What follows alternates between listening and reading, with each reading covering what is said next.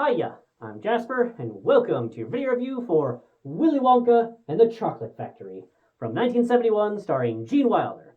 What I will say is that this movie had a lot of problems that were just because of being made in the 70s. So, for example, the audio quality is just terrible, and the Foley guys, so basically the guys that do the sound effects after the fact, are just fucking garbage. And I think that it's because they just didn't have the high standards of quality that you would expect in cinemas nowadays back in the 70s. So, like, especially anytime there's kids running or just people running in general, there's like tap, tap, tap, tap, tap, tap, tap, tap, tap with the shoes. And it's like the same over and over again. They're not even trying to align it with the footfalls that are shown on screen. So, like, that was just terrible. And then there's 3 songs before they even get in the factory. Some of the audio or some of the, like, levels of it are not the best.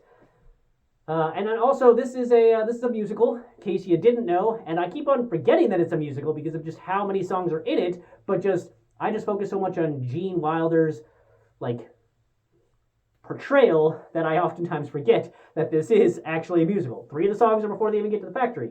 And what's funny is that this is like Gene Wilder in Willy Wonka and the Chocolate Factory. But it takes 35 minutes for Charlie to get the ticket to the factory, hence why there's a few songs before the factory, and then 45 minutes total before we even see Willy Wonka. So, yeah, and this movie is like, I think like an hour and a half or something, maybe a little bit longer, but like just like half the movie is just, you don't even see Willy Wonka. But let me tell you, he is by far the most memorable thing on this whole screen. But getting back to some of the problems. In this, right before they go to the factory, he's like, oh, everybody has to sign. And there's like this gigantic wall of text that like gets smaller and smaller and smaller and smaller over time, like as it gets towards the bottom. And they're like, how am I even going to be able to read that? And he's like, sign it or don't come in, bitches. And so all the children sign it. So thank you to the movie Liar Liar, which has forever ingrained in my memory that like children can't enter into legal contracts. So it doesn't really matter that you had them sign that, Mr. Wonka, because none of the parents signed it. And the parents are the only ones over 18, so they're the only ones that can legally enter into a contract. So fuck you and all of your, like, bullshit, because none of that'll work. I get that, like, you're like, oh, so that's the problem you had with this movie? The, like, fantastical, like, bubble going up in the air sequence and everything else like that you're fine with, but the contract is the thing you have an issue with. Yes, deal with it. It's my channel. So it takes 53 minutes for them to really get into the Chocolate Factory. But, as I already said, Gene Wilder's amazing, especially that riverboat scene. That riverboat scene will stick in my memory forever, and I love every second of it. I will rewatch that all the damn time, because it's just so awesome. But Gene Wilder's reactions, in general, like, oh no, please, stop, don't.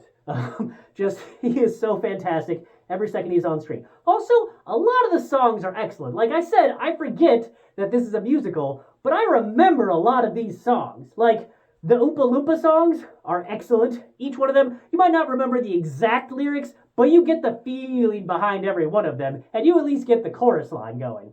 Also, the I've Got a Golden Ticket, quite memorable. Pure Imagination, tell me you don't remember that song if you've ever seen this movie before. The I Want It Now, that girl may be like the worst thing in the world, but damn, she can sing and act, and like she does that excellently.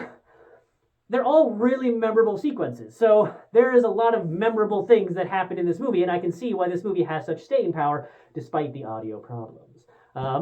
So I highly recommend this movie. It's definitely a fun time, and everyone should watch it at some point in their lives.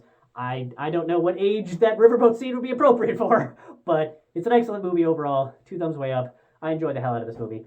Thanks for watching. Hope to see you at the next one. Bye.